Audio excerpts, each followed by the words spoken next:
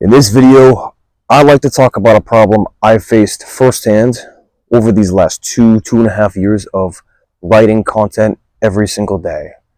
This problem is productivity.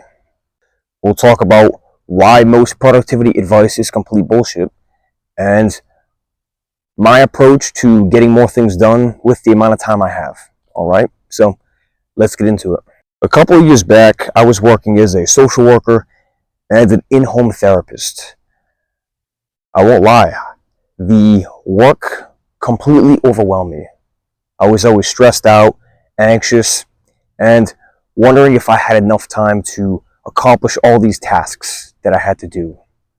This involved seeing clients, making collateral contacts, documentation, you name it. My days were so crammed, but at this time I had a lot of energy. I was determined to make money as somebody new in my career, and I figured, you know what? I'll make this work. We'll figure out how to go about this and I'll do a great job. And for a while, I did. I was hyper productive, always getting things done, on the move constantly, and my colleagues, my supervisors, they praised me for being productive. They praised me for having the conscientiousness and the industriousness to get everything done that I had to do, given the amount of time I had to get these things done. Everything was, yeah, good job, man. Awesome, you're doing so well. The problem is, deep down, I was exhausted. And as I would later find out, it also had to do with the fact that I wasn't all too thrilled about the work I was doing. So, being overburdened with work and doing work that doesn't ultimately fulfill you is a recipe for burnout. Plain and simple. This to me is something that so many people are experiencing firsthand, and few people actually get the opportunity to change. Now, I did pivot out of those jobs, and things aren't quite how they used to be, but anyways, that's a story for some other time. Society praises hustle culture, the showing up early, staying late, doing things that other people don't have the courage or the energy to do just so you can get that promotion or even get recognition from people you work with. It's go, go, go, hustle, hustle, hustle. This is embedded within society's psyche, you could say. The person who is getting the most done, the person who is moving up the chain of command, the person who is constantly cranking out work in a productive manner is pat on the back. They're the person who is congratulated. And to me, this isn't always the best thing. Don't get me wrong, hard work is important. Without hard work, businesses sink belly up. Societal infrastructure collapses. You need folks who are willing to put in the work. And I'm not saying that you shouldn't put your best foot forward. I'm not saying that you should lazily go about your life. I'm not saying that hard work isn't important, because it is. But here's the question. Is always being busy a good thing for the individual or just for the companies they work for? That's something I've been wondering about a lot lately. And as I said with the previous caveat, I'm not saying that people shouldn't be busy or that people shouldn't work hard on the tasks they have to complete. It's not at all what I'm getting at. But something I've realized is that the busier you are, the more productive you have to be in order to get those things done. And the more productive you have to be, oftentimes, the more you rush through important tasks. And if your work is rooted in rushing through things just to be more productive, then the quality drops. That's inevitable. And from here, not only does the quality of your work drop, but the quality of your life drops, because you're always in a state of constant stress, of constant anxiety, of constant overwhelm. And to me, that's not a way to live. Life becomes an endless repetitive cycle of building to-do lists, checking off boxes, and stressing about if you have enough time to finish it all. The thing is, so many of us get caught up in this cycle, this repetitive pattern of living. This way of always thinking about what's next, always thinking about what we have to do in the future, always thinking about if you have enough time or energy to get said thing done by the deadline. And when you're always in this state of perpetual stress, it takes you out of the present moment that you're living in, and you never fully get to experience what's going on around you. On the surface, you might be thinking, hey, if I just had more productivity systems, then I'd be able to get everything done. Or hey, if I just optimized every aspect of my life even further, then I wouldn't deal with all the stress. But that's false. From my experience, trying to over-optimize every aspect of my life created this cognitive overload. Consider this. Every new system you try, that's mental overhead. Every new app you download, more clutter. Every productivity guru you follow, hopefully not me, that's another voice in your head taking up space. Back when I was working as a social worker and in-home therapist, I had so much on my plate, as I mentioned. And there was one night where, after a 9-10 hour day, I sat there in my car just exhausted, staring at the space. I had a color-coded planner in one hand, I had a task management app in the other on my phone, and I had multiple notebooks open, all spread across my dashboard. These things were meant to make me more productive, but the thing is, it didn't work like that. I was so focused on being productive and keeping track of everything that I lost touch with everything. Life itself became a continual cycle of checking off boxes. I had no mental clarity. I wasn't connected with my clients whom I was supposed to be helping. I couldn't even remember my personal obligations like appointments, dates, meeting up with family, etc.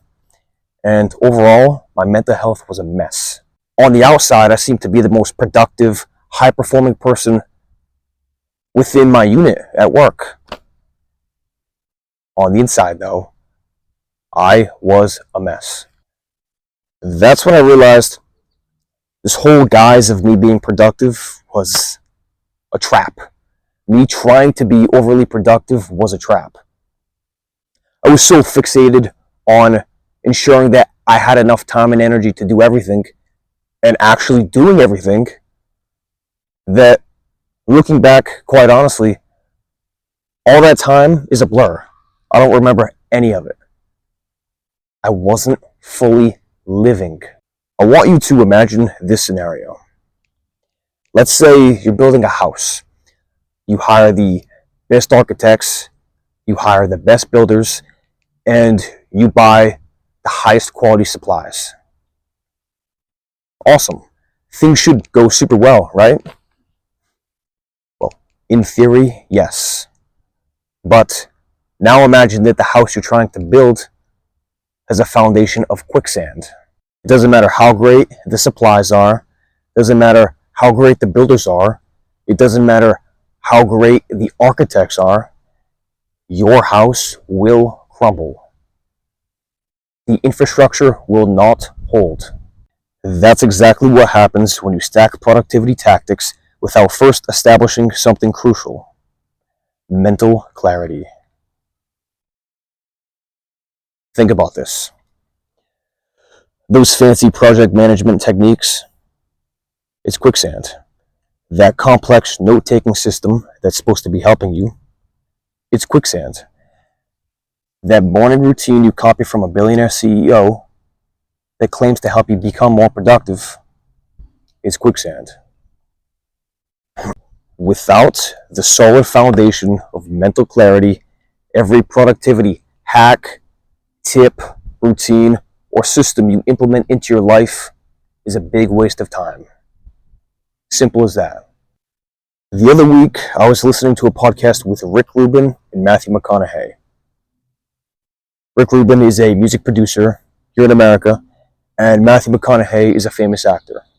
I highly recommend you go check it out. Anyways, there's a portion within the podcast, the interview, where Matthew McConaughey is talking about his experience writing his first book called Green Lights. McConaughey said that he took a bunch of his journals that he's had ever since he was a little kid, went out into the desert in Texas, and just sat in a cabin for weeks on end. He read through his journals, went for long walks, meditated, and tried to gain inspiration from there. McConaughey said that for the first 7 days, it was hell. He lacked vision, he lacked clarity, and he had no idea where he would start when it came to writing the book. But then after that, something clicked. All of a sudden, he had inspiration, he had clarity, and he had the insight as to how he could connect these ideas to these ideas over here in a cohesive way. From there, with this newfound mental clarity, he could write. And he did. For the next few days, he wrote a bunch. Then he went back home to his wife and his family. He chilled with them for a number of months. And then he went back out for a few weeks, back to the desert. And he wrote again, because he had that mental clarity. Then he went back home with his wife and kids for a few months. And then he went back out to write again. This is how he was able to write this first book, Green Lights. Now, you might be thinking, all right, but I can't just disappear for weeks on end to write a book or to pursue whatever creative endeavor I have. And I get it. I don't have that luxury either, okay? But the principles McConaughey used while out there can still be applied into your life. So, how can you find this mental clarity within your own life? What can you do? How can you approach this?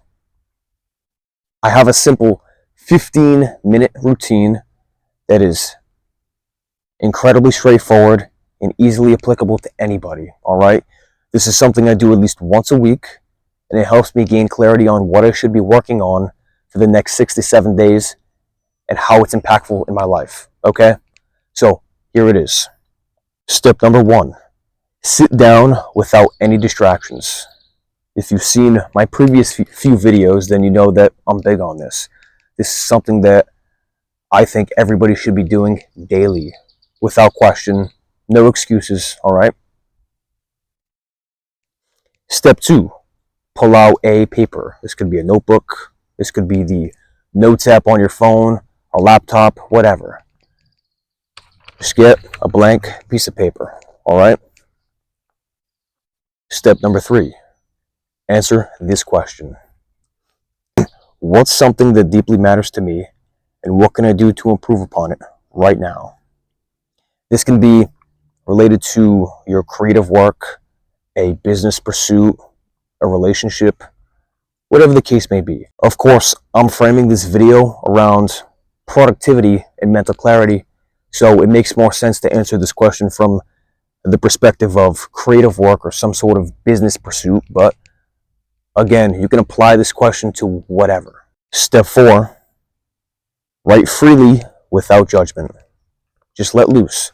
Don't think much about it. The question has to do with what matters to you and what you can do about it right now to improve on it. Don't overthink. Don't stress yourself out. The main thing is let your unconscious mind work in the background to your conscious action of writing, okay? What I mean by this is don't censor yourself. Don't filter your writing. As you're writing, don't cross out, don't press backspace trying to refine the idea you're trying to think of. No, it's whatever comes to mind first, write that down. that is a signal for you. That gives you direction, that gives you clarity. Of course, as we know, mental clarity is the foundation of all of this. Step number 5, from there, take action. Simple as that. After you've gained clarity on what it is you should be doing, the only thing that's stopping you from making changes is yourself. So, cast aside your distractions, set a priority list of things you want to be working on, get to it. I'm not saying you need to drop all responsibilities. I'm not saying that you need to stop putting your best foot forward when it comes to doing things that you don't care that much about. But if you're trying to be more productive, not only on certain tasks you deeply care about, but with everything, then it comes down to gaining this mental clarity first, all right? You might not be able to pursue whatever creative endeavor it is you'd like to do all the time. I can't. Most people can't. And that's okay. But when you have clarity, you can be more productive in those mandatory aspects of your life, like school or work or any other necessary obligation. So then when it comes time to engaging in the creative hobbies you enjoy, you still have that mental clarity. You can get things done in a more fashionable manner with the amount of time you have. Okay? I hope this makes sense. I'll leave you with this one hard-hitting quote that I think makes the most sense for this. When your mind is clear, your decisions become intentional. When your decisions become intentional, your actions are focused. When your actions are focused, your progress compounds. Start here, then build up. Otherwise, any productivity hack doesn't mean a damn thing. Mental clarity is the foundation. So, I hope you enjoyed this. This was a fun one for me to write, fun one for me to record, because I was once somebody who lacked complete mental clarity. I was going to parties multiple nights a week, drinking, smoking, staying up late, sleeping in late, and ultimately this was the cause of many of my stressors. So, yeah, take with that what you like. I'll end it there before I continue rambling on. So, anyways, be sure to like, comment, subscribe, and share this with a friend who you think would benefit from it. So, alrighty, I'll see you in the next one. Peace.